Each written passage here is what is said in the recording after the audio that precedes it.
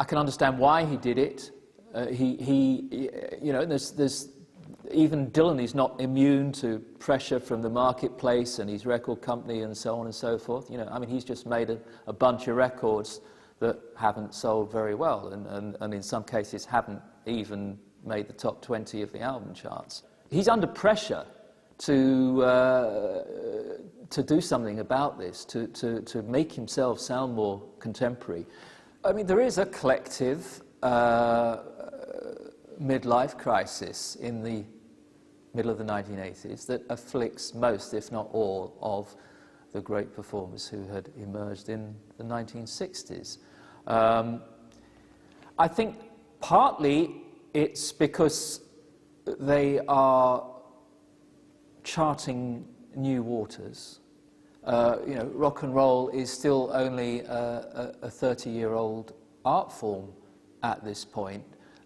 These people are perhaps not quite the first generation, if that's Elvis and Chuck Berry and Little Richard, but they're the first generation of album artists. They all turn 40. This, of course, runs counter to everything in a way that they've been saying for the last 20 years, which was, times they are a-changing. If you don't understand, get out of the way.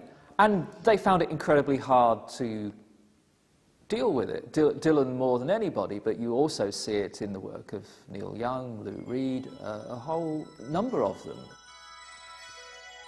And within this climate of uncertainty, Dylan found himself drawn back into the political world and the mainstream with his performance on the We Are the World charity single, recorded to raise funds for famine relief in Ethiopia. Despite the good intentions of those involved, it was a project with which Dylan was not entirely comfortable. Dylan's involvement in We Are the World is, I mean, it's understandable and it's forgivable, but it's one of those occasions on which you would have hoped he could have found some of that maverick instinct which kept him away from Woodstock in him, because it is just the worst record ever made, ever. It's smug, it's self-righteous, it's incredibly stupid.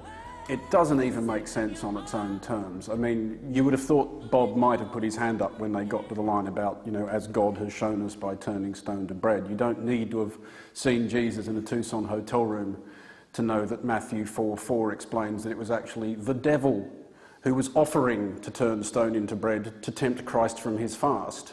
I mean, if you can't get that much right, then one wonders, one really does.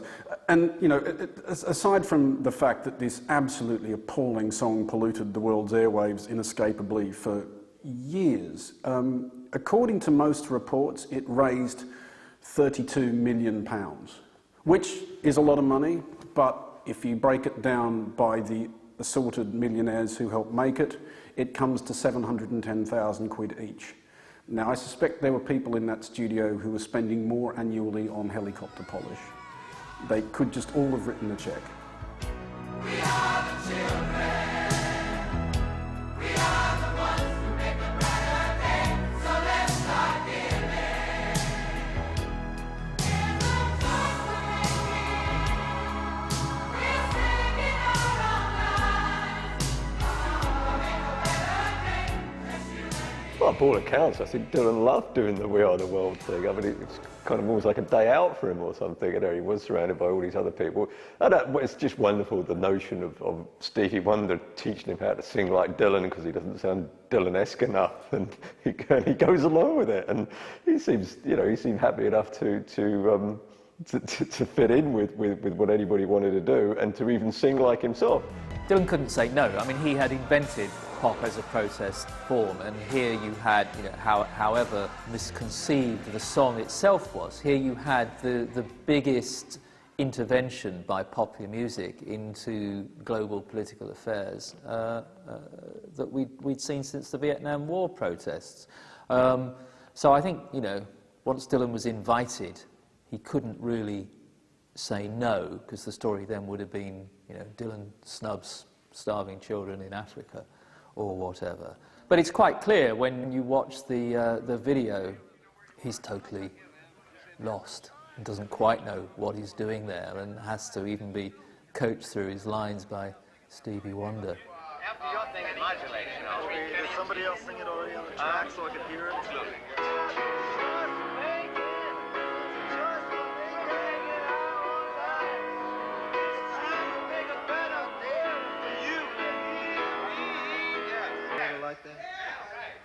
Yeah, it's just another image of the man stumbling through the 1980s and this identity crisis that engulfs him at this point.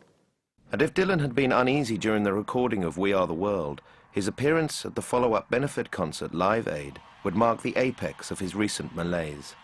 Headlining the American concert in front of a television audience in excess of 1 billion, the disheveled performer who emerged in the Philadelphia Stadium was a far cry from the charismatic cultural icon of the 1960s. Some artists' work speaks for itself.